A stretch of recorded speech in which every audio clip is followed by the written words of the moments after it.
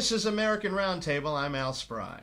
And I'm Tom McCullough. It's great to have you with us again for another foray into the absolute insane world of politics. That's right, it's the straight talk journey that we are here taking with you. What's on the show today? We have Adam von Gutkin. Who is Adam von Gutkin? If you drink a wonderful moonshine called Onyx Moonshine, then you know all about Adam's company.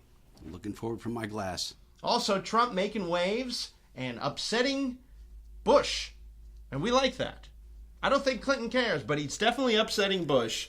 And so we'll be talking about that and the crazy race as well. And this is called Politics is Unusual. And how are you? I'm unusual as always. I love him that way, and I always want him to remain that. I'm Al Spry. Tom McCullough. Upcoming, we have a whole hour dedicated to the crazy world of politics. This is American Roundtable. This is American Roundtable. I'm Al Spry. And Tom McCullough. Trump, Trump, Trump. This guy has the whole world in his hand. This guy can do anything he wants. He has the best handlers. He has the best message that's resonating with everyone. Way ahead in the polls. I mean, I've never seen a momentum like this. This is the latest that I have. I have him at around 25%. Mm-hmm. Have you ever heard of any politician, anyone running in the primaries or before the primaries, showing a 25%? The GOP establishment hasn't, that's for sure. No. Ben Carson with 22. Marco Rubio, who's moved up. He has. However, he's still 12 points behind Trump. You know, I mean, this is big. Followed by Ted Cruz, who nobody likes. Ted Cruz is waiting, as he put it, for some of the Trump air to hit the ground, I think. There's the thing I don't like about Ted Cruz, and I share this opinion with George W. Bush, who doesn't like Ted Cruz. He actually likes Trump more than Ted Cruz, and here's why. Every time I watch Ted Cruz, he looks completely rehearsed. He talks like this, and he has this cadence to his voice that makes you think he's completely full of you-know-what. And then he throws in American apple pie and guns and whatever else he needs to throw. But it's the way he talks. He doesn't talk like normal people. Well, he does until the red light goes on, and you'll see him shift into that SNL character from having a conversation to, and now I'm going to tell you what we're going to do. Have you seen him switch like that? Oh, yeah, See, I haven't watched enough of him. The transition is right there. Followed by Jeb Bush at 8%. Jeb Bush, of course, Mr. My Brother Kept Us Safe, which I guess really, really upset Donald Trump, because Donald Trump instantly started talking about, oh no, George W. Bush did not keep us safe on 9/11, because he was given all these warnings about an impending attack, because the president is actually briefed every morning by the CIA and the NSA about goings-on. What to be aware of. Well, we can't assume he wasn't doing everything that he could have done with the knowledge that he had. I mean, it's not like you get a phone call from, Boston Logan Airport, and somebody says, I'm going to do a little profiling here. There's a couple guys boarding a plane here that may want something more than a hot drink or a cup of coffee. Unlike Benghazi, shifting gears real fast, where you're pounding down the door and saying, look, there's a lot of noise out there. People are starting to get together. We need some help over here, Hillary. And she decided to leave and go home that night. So... Interesting piece by Chris Matthews. Let's hear a little bit of Chris talking about the comparison that you just made, Tom, Benghazi and 9/11. What strikes me about the campaign so far is that it took a political newcomer, Donald Trump, to say something we already knew, but nobody had said before, that President George W. Bush did not keep us safe in the 8 years he was president of the United States. He didn't keep us safe, or the people in those planes, those 4 planes, safe that day. He didn't keep those safe, those men and women forced to choose between jumping from a 100-story roof and being killed by the smoke and the fire. And he didn't keep safe the hundreds of firefighters killed that day doing their courageous duty. So why did his brother make such a claim? Why did Jeb tell the audience at a Republican debate last week, and to great and expected applause, that his brother kept us safe? He said it because he knew he could not only get away with it, but could trigger a wild cheer for it because he knew the country had been told to not look at what steps were taken and not taken in the hours, days, weeks, months before September 11, 2001. We've been told not to look at the casualties we've taken in Iraq, a war that had nothing to do with 9/11, except that a president and his strong-minded advisors had used 9/11 to justify a war they wanted for their own reasons. Well, the partisans of President George W. Bush say we can't say this, any of it. His brother Jeb says that only those in the country's margins even think this. Really? But the Bushes and their partisans can charge Hillary Clinton for what happened in a remote building in war-torn North Africa, 400 miles from the capital of that country. Let's put those two events together for just a moment mentally. One in 9/11/2001, the other on the same date in 2012. New York City, the United States Financial Center, is hit by two jetliners. The center of our military command and control, located in Washington, D.C., is hit by another. Still, a fourth plane is down by courageous passengers on a course to the Capitol. All after warning was given to the president that, quote, bin Laden determined to attack in the U.S. We were hit here in our country, the homeland, as the ideologues have gotten us to call it now, by a concerted, highly coordinated attack using our commercial airliners and our training, and no one is to blame. But when an outpost 400 miles from the capital city in a North African country with nothing approaching a normal security situation, well then Hillary Clinton back in the United States is painted as the villain, as if it was she who left the window open that night. Again, I want to thank Trump and Jeb, of course, for finally getting this one out in the open by throwing out the red meat by saying he kept us safe. Jeb let us know what we knew already, that actually W didn't keep us safe, did he? Donald Trump took issue with Jeb Bush's assertion that his brother George W. Bush kept us safe. Here he is. When you talk about George Bush, I mean, say what you want. The World Trade Center came down during his time. If you look Hold at on, Sandy Hook, you can't blame George Bush for that. He was president, okay? Don't blame him or don't blame him, but he was president. I don't know what that reporter meant. You can't bring him into this. He's into it. Anyway, Trump defended those comments over the weekend. Here he is. Jeb said, we were safe with my brother. We were safe. Well, the World Trade Center just fell down. Now, am I trying to blame him? I'm not blaming anybody. But the World Trade Center came down. So when he said we were safe, that's not safe. We lost 3,000 people. It was one of the greatest, probably the greatest catastrophe ever in this country. Well, here's how Jeb Bush responded this weekend, defending his brother and attacking Trump. But if you listen carefully, he doesn't quite say what he's saying here. Watch this. Watch how he gets around this. My brother responded to a crisis, and he did it as you would hope a president would do. He united the country, he organized our country, and he kept us safe. And there's no denying that. The great majority of Americans believe that, and I don't know why he keeps bringing this up. It doesn't show that he's a serious person as it relates to being commander-in-chief and being the architect of a foreign policy. Well, between Trump and Bush stretched online with Jeb Bush's campaign releasing this web ad attacking Donald Trump. He has said publicly that he watches cable news, and that's one of the ways that he bones up on our national security. Trump says he, quote, always felt that I was in the military, despite never serving in the military and draft deferments during Vietnam. There's nobody bigger or better at the military than I am. Donald Trump tweeted today, Jeb is fighting to defend a catastrophic event. Trump tweeted today, Jeb is fighting to defend a catastrophic event. I'm fighting to make sure it doesn't happen again.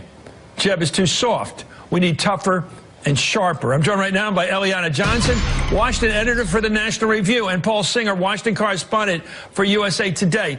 This is an unusual opening in the campaign because the Democrats never had the stones to go out and challenge George W. and say, look, buddy, don't talk about what a warrior king you are. You left the door open, because they probably felt that would be unnice. Trump isn't unnice. He's willing to be tough, especially when the guy running against him has the stupidity to say, my brother kept us safe in the face of the 9/11. He could have said we did a pretty good job of uniting after the worst catastrophe in history. That's not what he said. He said he kept us safe.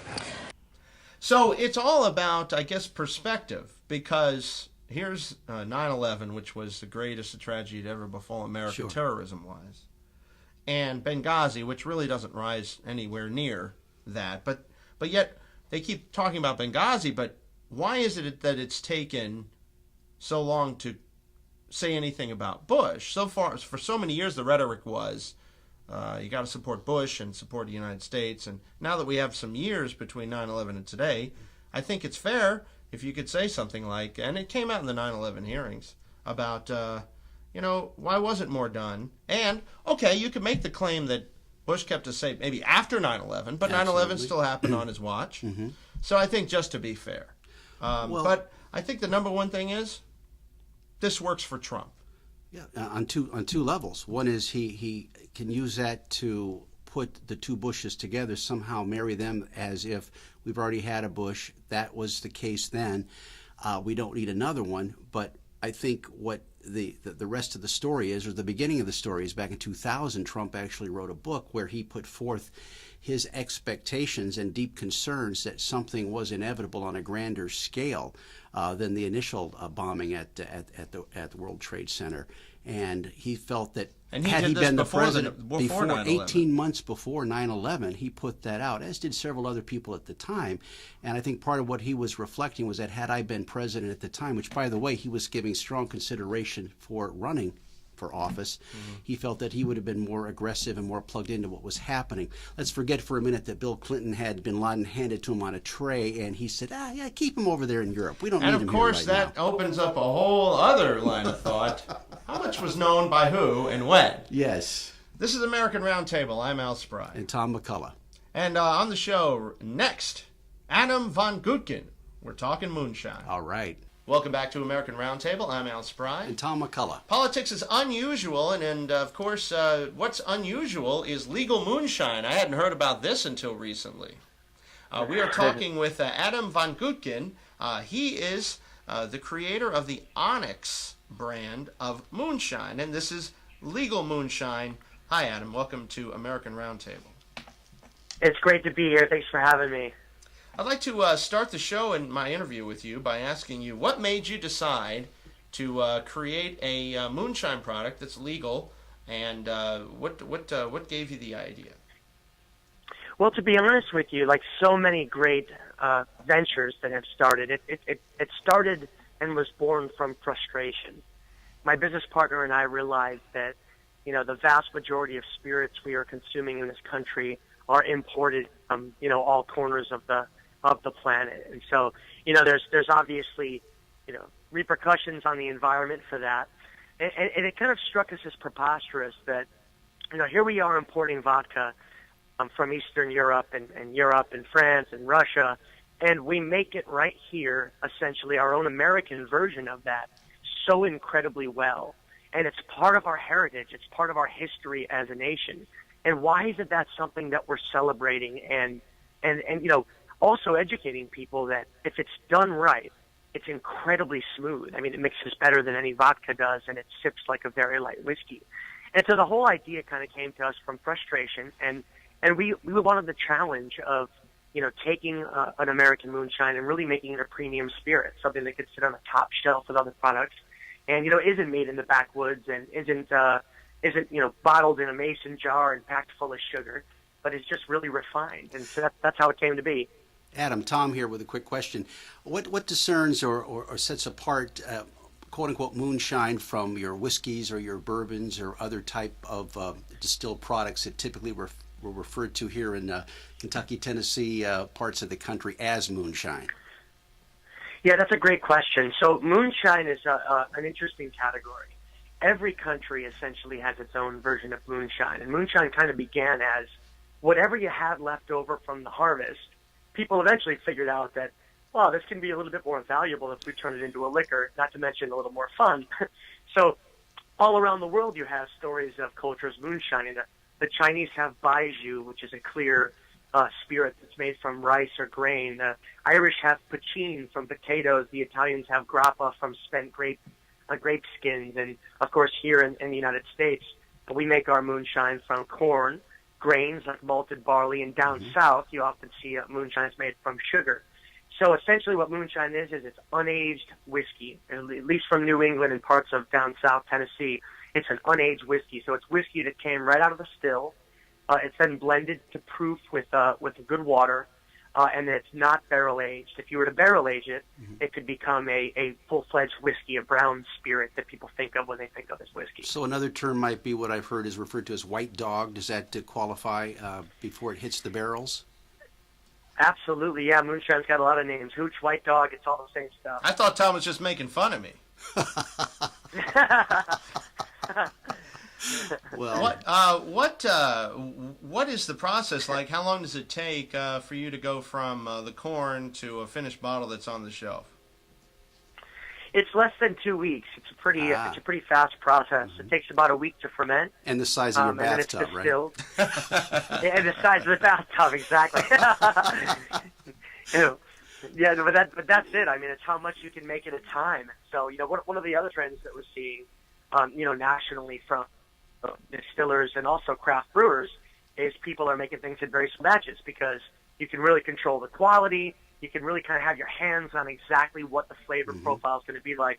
So we make our stuff in pretty small batches relative to the really big brands we all know of that make them by the million gallon batches by a computer. Even though they have taken notice of folks like yourself, and they're going out of their way to introduce what they're calling single batch product now too. They don't want you in their purse, I would guess, but it sounds like you're a day or two ahead of the game there. How did you actually get this started? I'm sorry, go ahead. I was just going to agree with you. Yeah, it's very true. I mean, the fact that 4 or 5 companies own 90% of the brands that are on the shelves, and it's being made in such large batches, it's tough. They're not sure how to quite react with that. And consumers are changing their attitude in that consumers nationwide right now, they want quality, they want authenticity, and the days of the fast food business model are slowly withering on the vine and coming to an end. And so I see that happening very much. Do you think yours is something of a dovetail off of the microbrewery wave that hit the country several years ago and is still quite exciting and has developed a huge following of those specially thrown together beers? It's interesting. Pre-Prohibition, here in Connecticut, for example, we had 45 distilleries around Greater Hartford alone. And around the country, every state had many micro distilleries. When you go to Europe right now, all sorts of regions of France and Italy and Switzerland have little distilleries and breweries. Prohibition killed that for us. And when Prohibition ended, the only people that could really jump back into the business the day after Prohibition ended were the ones that had a lot of capital and factory space. And so that set us on a trend for the past 80 years where we've basically been drinking the same, 10, 20 brands that are just our mega brands. And, the brewing movement happened earlier. There was really a big blast towards microbrewing. That started in the 80s. And one of the reasons why I think it started with brewing and not distilling is that, getting into brewing is, it's a little bit more cost effective. It's a little bit of a lower barrier of entry to start making and releasing beers. And so that's always kind of been the first mover because it's less expensive to do it. And now, of course, as people are really kind of taking it to the next level, we're seeing more and more distilleries opening up nationwide. Bringing it right to your front door. That's fantastic. Right to your front door, like a bunch of milk. Well, when I start reading about whiskeys from Colorado, I got to tell you, I start to scratch my head. But I think you're going to enlighten us here very quickly about what you do and what makes it so special and unique, and that finding it coming from your part of the country shouldn't surprise me at all. Yeah, definitely. I mean, moonshining started in New England, essentially. 300 years ago. Yeah, I mean, now you're just bragging. Now he's just bragging. Wasn't Thomas Jefferson a moonshiner and George Washington? They distilled, right? They certainly did. Yeah, they loved their spirits. They loved their wine. They were, they were making whiskey. They were making rum. They were making moonshine. Absolutely. And George Washington's operation, I guess you could call that a legal operation. I mean, he had a actual commercial operation. Well, sure, but he could give himself the patent. I mean, he wasn't president. He'd be like, here you go. I'm going to write this to myself so I can brew whatever the hell I want to. Yeah, well, I don't think the TTD agents were going there. Well, Tommy Jefferson, he probably did something like Bill Cosby. He probably fed the liquor to the girls and get the slave girls and get them all, all excited. And, oh man! Hey, we go here on this show. That's what we do. What kind of barriers to entry would you say you had to overcome or find ways around to get yourself started? And then I'd like you to share a little bit more about your product and how it came to be. Yeah, well, there was a lot to it, of course. Having I've been an entrepreneur my whole life. So right after I failed out of college, I met my business partner, and we've been having a lot of fun, getting into different businesses and things that we're passionate about. And, making wine and beer and spirits has always been a passion for us. And of course, there's a family connection too. And so this was always something special to us, and we've been making it as a hobby, for a long time. And so as we dove into the business aspects of it, we realized, it's a very complicated, very old industry.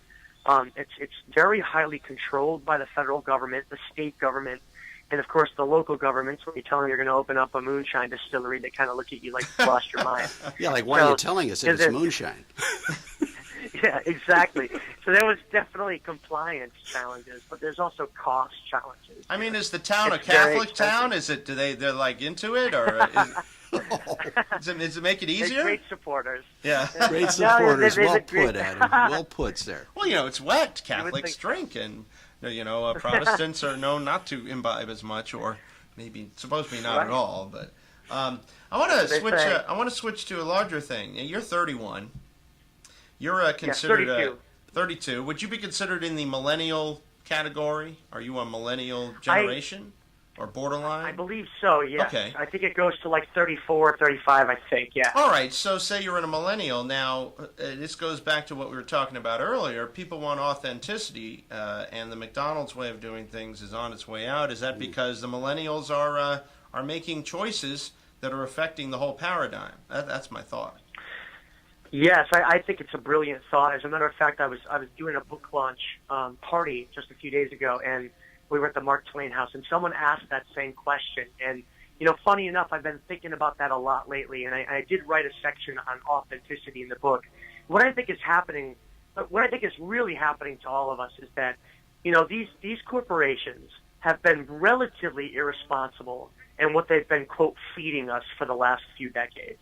I'm talking about, foods with chemicals in them. I'm talking about, clothing that's been made by a child in a factory somewhere that falls apart after 4 washes. Right. I'm talking about all the poor quality that surrounds us as we stand in line like fools for 10 hours on Black Friday, waiting to buy garbage. And the time of that, of these products being poor quality, and us thinking as Americans that in order for something to be quality, it has to be very expensive, that's just not the case.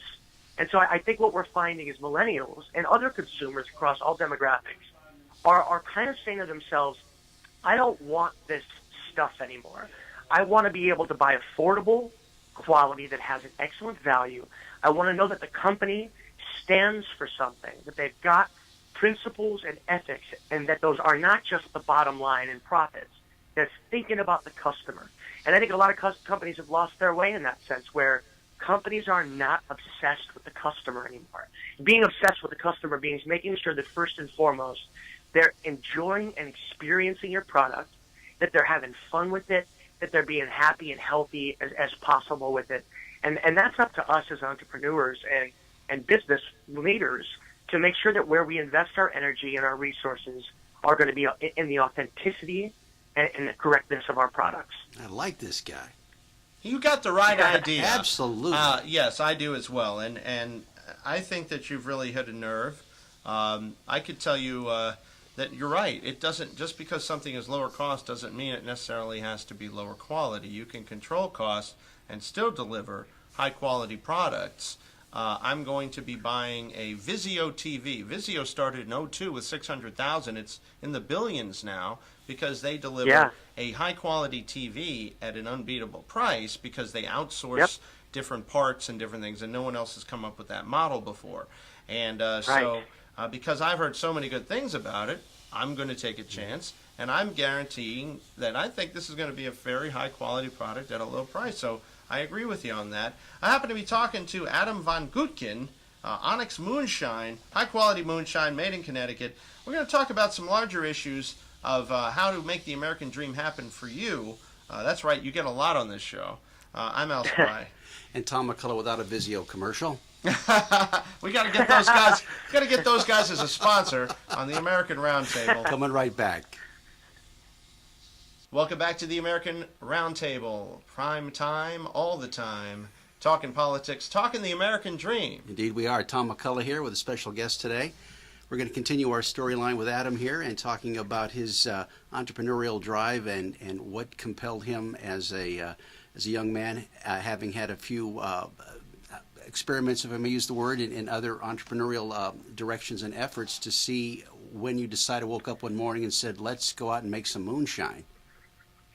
Yes, that's it. It's been certainly an exciting adventure. You are entrepreneurial by intention. You've tried different businesses. When did you know that this one was the one? He may be still working on that. Yeah. I mean, that's the thing about an entrepreneur is, we've done well with all of our ventures and we've had a lot of fun. I think that the thing about being an entrepreneur is that, at least for me, is that I think of myself much less as a businessman than a businessman and more of a creator. And so, everything that we've ever done are things that we've been passionate about creating. And there's more to it than just, let's open up a business. And so for Onyx and this moonshine and whiskey that we're producing here, a couple things come to mind with that question. One, we wanted to get into manufacturing. Manufacturing is something that's always fascinated us. It's never been a business that we've gotten into before, so we knew there'd be a learning curve there. But we wanted to produce something, not just have it be, flash and sizzle and that kind of thing. We wanted to actually make something. Well, we used to do that in America, remember? We used to make stuff. Exactly. And so I'm very, very happy that you decided to do that. And so you decided you're going to make something. What led you here? And, when it came to be, what do we want to make? Yeah. We thought about what we loved. And one of the things we loved was spirits. And spirits is something that, as I mentioned before, it's only a few companies that are making most of the liquor that we drink. And we've been doing it here in America for hundreds of years. And we do it better. And we do it fresher. And we do it with passion. And so, that was part of the story that we wanted to tell through the launch of this company. And I think it's gone well because people want the authenticity. How's the acceptance? How's the product been doing? It's been fantastic. I mean, a couple of years ago, we were the official spirit of the Grammy Awards, which was really exciting for us. And from kind of a liquor industry standpoint, we've been winning international gold awards and a lot of very prestigious awards and stuff. And of course, customers, once they try it, they say, geez, I can't believe this is moonshine. Or once they try our Secret Stash whiskey, they just can't believe that, this caliber of whiskey is coming out of New England. And so it's been going very well. And after we get off the show, of course, we'll be passing you our address, and we would love some samples of this fine beverage. I can make it happen. I can make that happen. I want to talk about the American dream, okay? Yeah. The American dream seems to be on life support for a lot of folks. But here you are, a guy who had the initiative. You're 31, and you said, I'm going to do it, and you've done it. So what's the scoop on the American dream, and is the American dream changing? Is it a new dream now versus a dream from, say, 2 or 3 decades ago? I think it is changing. I do think it's still alive. I just think it's changing and evolving like everything does in the world. One of the things that I'm seeing as a very new trend, I think part of what happened was in the 80s and 90s, entrepreneurship and kind of creation in this country was really, really focused on money. And we kind of gave birth to this kind of demographic of business leaders and investors and bankers that are still around today that are really chasing money. Everybody wants to be incredibly rich, and that's a prime motivator for a lot of people. You would call that the gecko model, right? Which is the zero-sum game. You take other people's money, you don't produce anything, right. They lose the money, kind of thing. Exactly. And what I'm seeing now, and I think this was the last or second to last chapter in the book, is something that I call responsible entrepreneurship. And I'm seeing a lot more of that happening now. And responsible entrepreneurship means to me that when you develop your business, when you develop your brand, from the beginning, you give a lot of thought to how sustainable are my activities going to be? Are they healthy as possible for the world? How am I going to treat my employees and our staff? What kind of cutting edge management, strategies are we going to implement? Like like for example, unlimited vacation or vacation whenever you want it, assuming that the team is producing well. Really kind of state-of-the-art mentalities that you bring to the table when you're creating your business model. And there's a lot of little things you could do that a lot of big companies are not doing that make the company that much more advanced, more cutting edge. The employees are happy and healthier. The product is better for the environment. Customers appreciate that. Maybe the product is healthier for the customers. And it all goes back to that idea of responsible entrepreneurship. In order to do that, you have to put aside selfishness and just chasing the bottom line, and you have to have a more kind of all-encompassing vision for what you want your company to be and what you stand for as an entrepreneur. Recognizing, of course, that profitability is a key element to that, to be able to drive all these wonderful things you want to provide to the people that join you in this venture. The idea of having unlimited vacation or child care or free lunches or anything, borrowed from the Google Map of employment. Those are wonderful, great opportunities, but at the end of the day, you have to be profitable. But I think what you're saying is I put forth the best intent, the best spirit, the best thoughtfulness. I hire the best people with a commitment to the best product, that the profits will find us at that point. That's the hope. And do you know who's doing that? Absolutely. You know who's doing that? The man who's leading the race now in the Republican field, that's Donald Trump. Donald Trump puts out a product. Part of it's Donald Trump, and of course all his properties. He hires the best people. He pays them well. He treats them right. He has a creative focus. I never thought Donald Trump was just chasing the buck. I think he likes the buck. Don't get me wrong. I still think that him in creating the creation of his brand is done in a creative way, even though he's of the baby boom generation versus, say, the millennial generation or Generation X, who are trying to rethink the paradigm a little bit. Why do you think Trump's message of "Make America Great Again" is resonating so much as it is? Because he's got 25% of the polling for Republicans right now versus everybody else. Yeah, the thing about Trump, and I agree with much of what you said. I think that part of his personal brand is that he kind of positions himself as like the billionaire mogul. And going back to what I was saying before, that he kind of came up in that era I was talking about before, that 80s and 90s, Manhattan, Wall Street, big money, nice cars, that kind of thing. And I think he's still there in his mind in a bit. I think one of the reasons why he's resonating with people is that he's talking the truth, and he's not doing that thumb in the air with the same costume and the same monotone voice that all these politicians have been doing for so long. Just that unique spark alone is enough for people to take a lot of notice of him. Another entrepreneur I'd mentioned, who's somebody who I really kind of admire, is Richard Branson.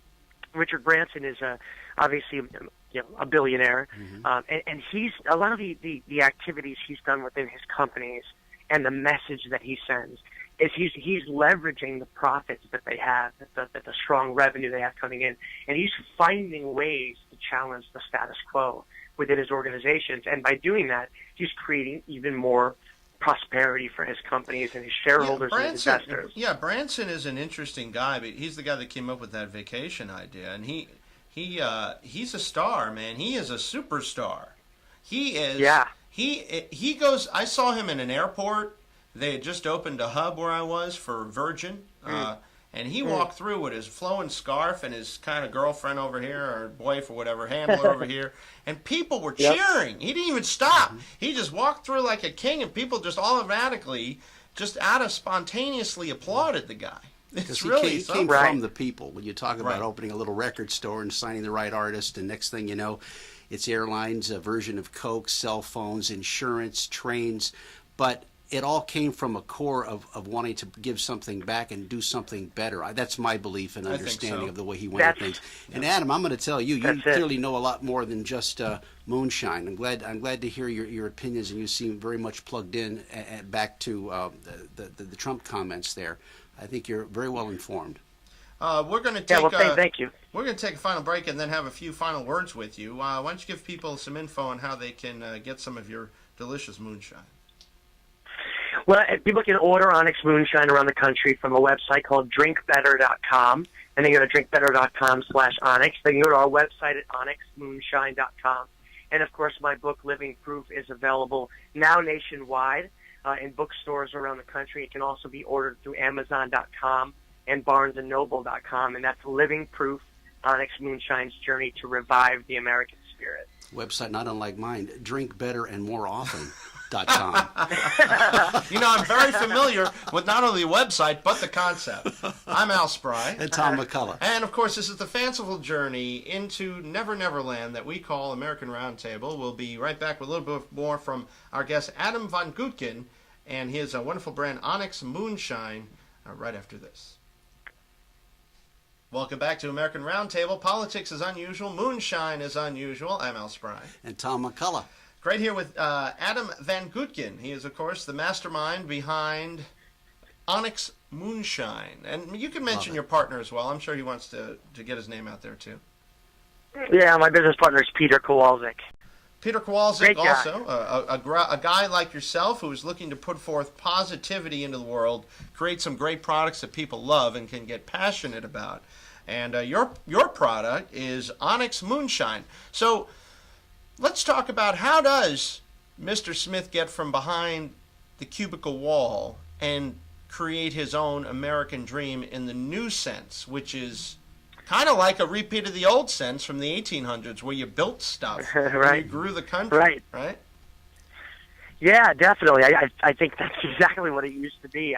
They say Brian Tracy is a great motivational speaker, and he says something that always resonated with me. He says that the average person has 4 ideas every year coming and going from the office, from their job, any one of which could make them wildly successful financially and also give them the kind of tools and resources to do what they would need to do to be happy in life.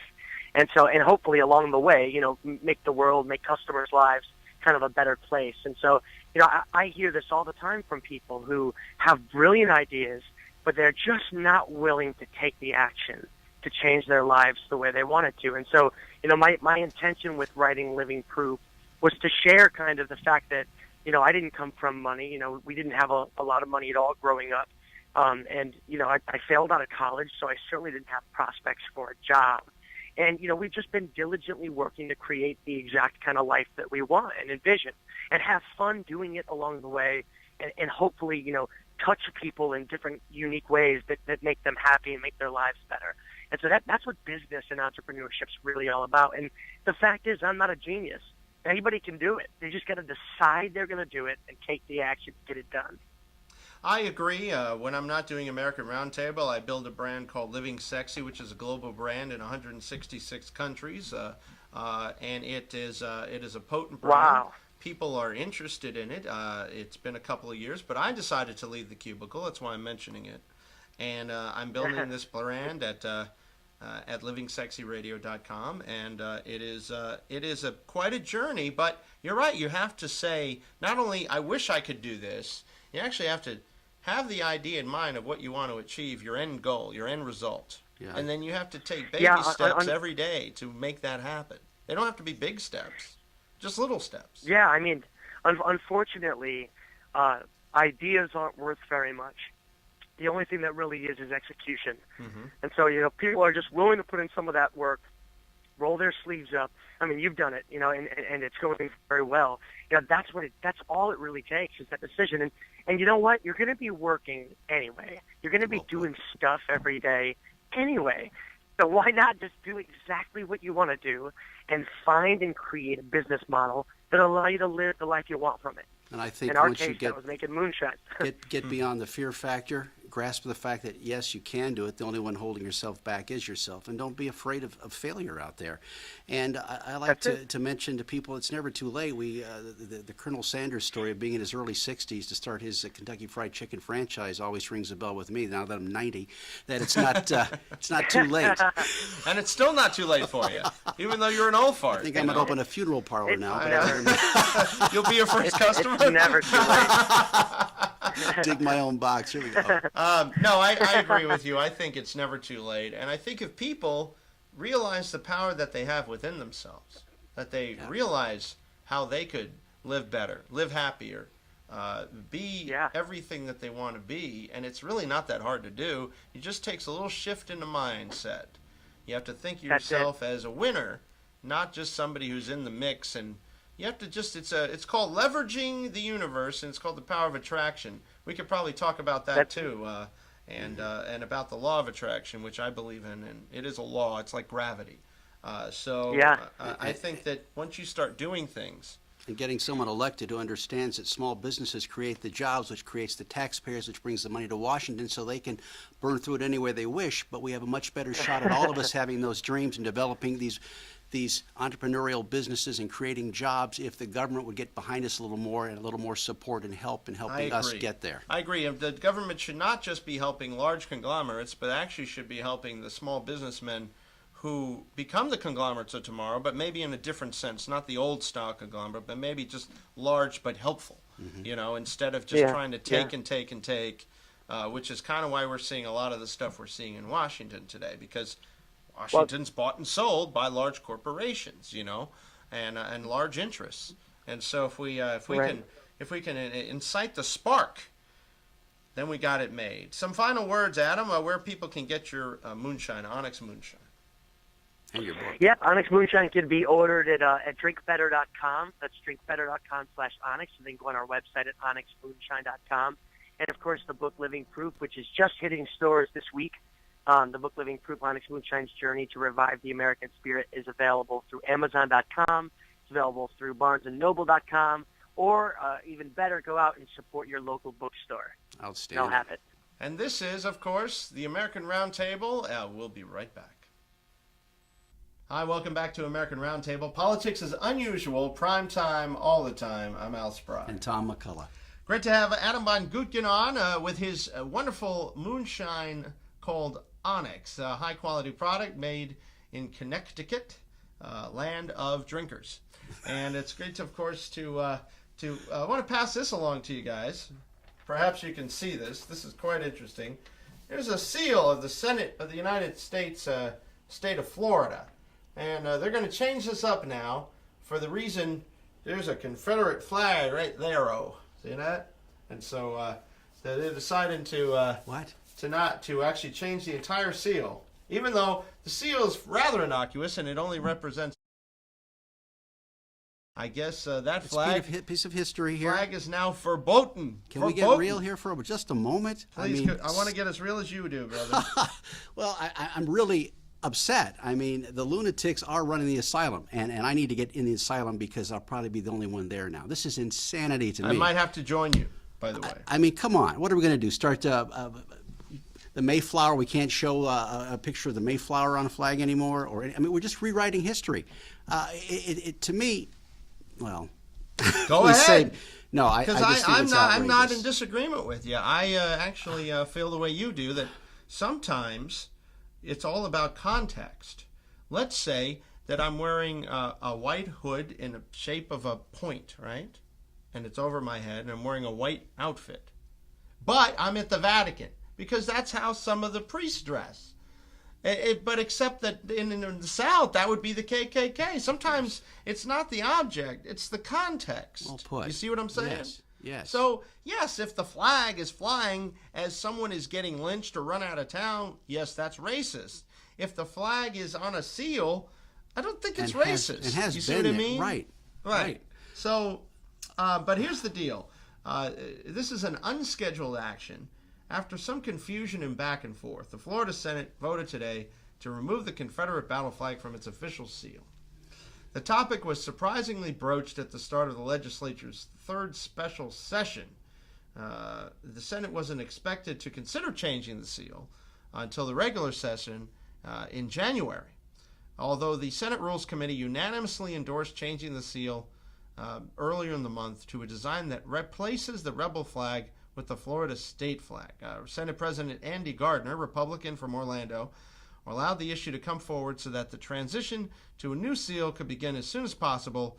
It was not our intent to catch people off guard, which means, in political speak, that it was our intent to catch people off guard. They're cowards. That's all that is. They are. After Senator Bob Bradley, Fleming Island Republican, raised questions on the Senate floor, protesting why other alterations of the seal weren't considered.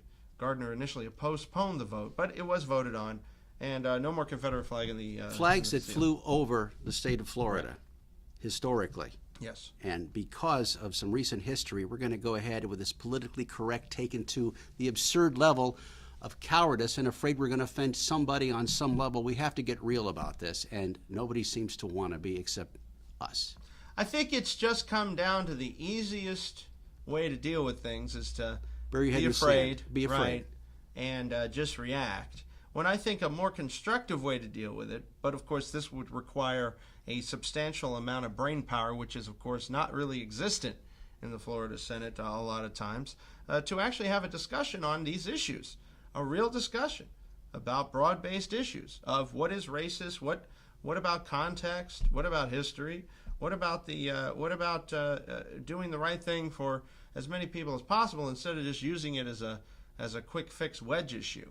So, Couldn't have said but then it better. again, thank you. But then again, of course, this requires the brain power necessary, which not a lot of people have. Yeah, and the will to stand up and say, you know, sometimes this just doesn't make any sense. And if you don't agree with me, you don't have to vote for me. But I'm so absorbed by this job that I'm afraid I'm going to lose this position that you sent me here to do. And even though I'm not doing it, I'm going to take the coward's way, easy way out, and sign up for this.